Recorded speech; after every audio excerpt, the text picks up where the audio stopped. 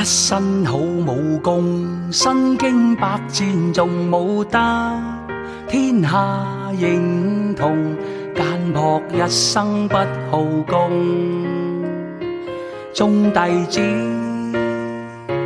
不生受無窮，未為所有的傷痛。多少的武功多於那歲月中，仿似霧裏紅，誰能分清吉與凶？勸大家胸襟要大同，便會一世將福心中。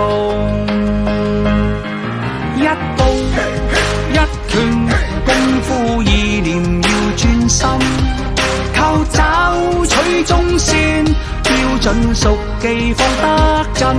調手雙國江中游，天馬更手權亦重，用那標矢制敵紅。若有膽氣便見